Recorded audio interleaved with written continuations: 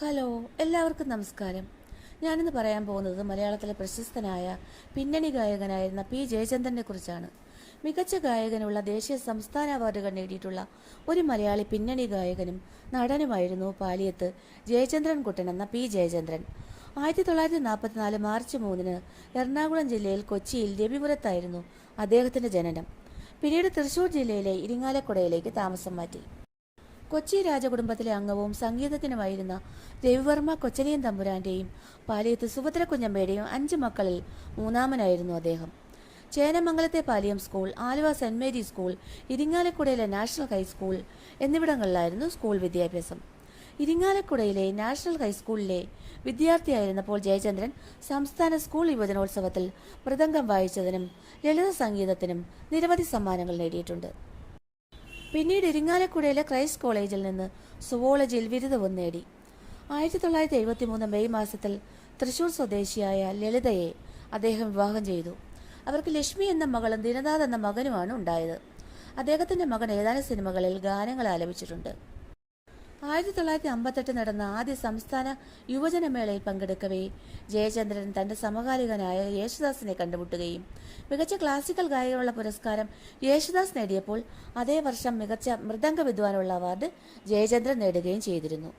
ഒരു തവണ മികച്ച പിന്നണി ഗായകനുള്ള ദേശീയ പുരസ്കാരം നേടിയ ജയചന്ദ്രന് 5 തവണ മികച്ച പിന്നണി ഗായകനുള്ള കേരള സംസ്ഥാന അവാർഡുകളും 4 തവണ തമിഴ്നാട് സംസ്ഥാന അവാർഡുകളും നേടിയിട്ടുണ്ട്.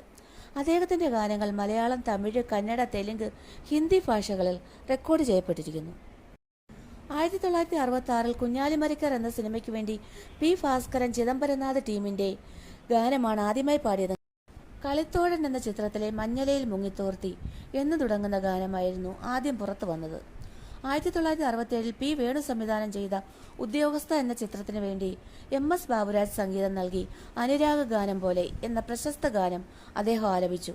പിന്നീട് പി വേണുവും ജയചന്ദ്രനും ചേർന്ന് 1971 ഇറങ്ങിയ CID നസീർ എന്ന ചിത്രത്തിൽ നിന്മണി അറയിലെ എന്ന ഗാനവും 1973 പ്രേതങ്ങളുടെ താഴ്വരയിൽ മലയാള ഭാഷതൻ മാതക ഭംഗി തുടങ്ങി കൂടുതൽ ഹിറ്റുകൾ മലയാള സിനിമയ്ക്ക് സമ്മാനിച്ചു.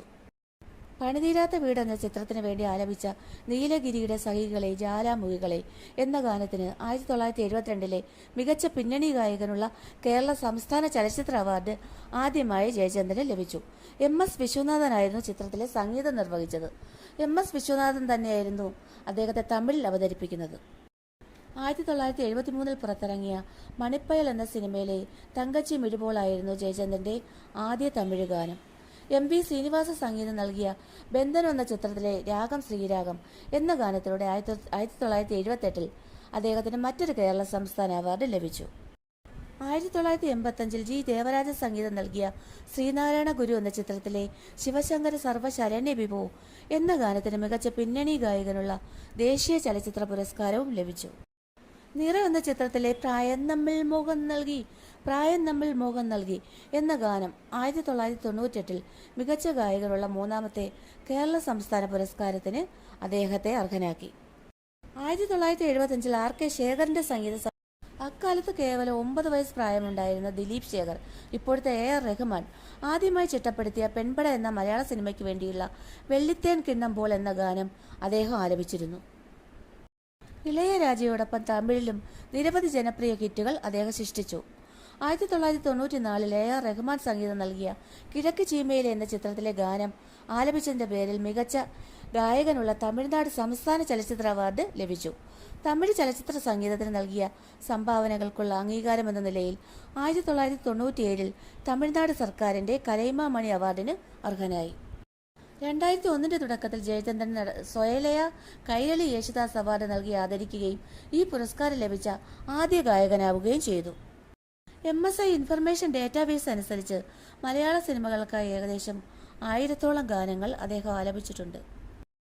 2008 AR റഹ്മാൻ സംഗീതം നൽകിയ അഡേ എ വേ ഓഫ് ലൈഫ് എന്ന ചിത്രത്തിനായി അൽക്ക യാഗ്നിക്കിനൊപ്പം പാടി ജയചന്ദ്രൻ ആദ്യമായി ഹിന്ദി ഗാനരംഗത്തേക്കും പ്രവേശനം നടത്തി. മലയാള സിനിമയിലെ സമഗ്ര സംഭാവനയ്ക്കുള്ള 2020 JC ഡാനിയൽ അവാർഡ് നൽകി കേരള സർക്കാർ അദ്ദേഹത്തെ ആദരിച്ചു. അദ്ദേഹത്തിന്റെ ആത്മകഥ ഏകാന്ത പതികൻ ഞാൻ എന്ന പേരിൽ പ്രസിദ്ധീകരിച്ചിട്ടുണ്ട്. 1979 പുറത്തിറങ്ങി മധുനായകനായി അഭിനയിച്ച കൃഷ്ണപ്പരുത്ത് എന്ന സിനിമയിലെ ഒരു പ്രധാന വേഷം അദ്ദേഹം അവതരിപ്പിച്ചിട്ടുണ്ട്. ലേഖയുടെ മരണം, ഒരു ഫ്ലാഷ് ബാക്ക്, നഖശതങ്ങൾ, ട്രിവാൻഡ്രം ലോഡ്ജ് തുടങ്ങിയ ചിത്രങ്ങളിലും അദ്ദേഹം വേഷമിട്ടു. 2025 ജനുവരി 9 തൃശൂർ അമല ആശുപത്രിയിൽ വച്ച് ജയചന്ദ്രൻ അന്തരിച്ചു. അർബുദ രോഗബാധിതനായിരുന്ന അദ്ദേഹം അവിടെ ചികിത്സയിലായിരുന്നു. 2025 ജനുവരി 11 വടക്കൻ പറവൂരിലെ ചേന്ദമംഗലത്തുള്ള അദ്ദേഹത്തിന്റെ തറവാട്ട് വീട്ടിൽ പൂർണ്ണ സംസ്ഥാന ബഹുമതികളോടെ അദ്ദേഹത്തിന്റെ മൃതദേഹം സംസ്കരിച്ചു.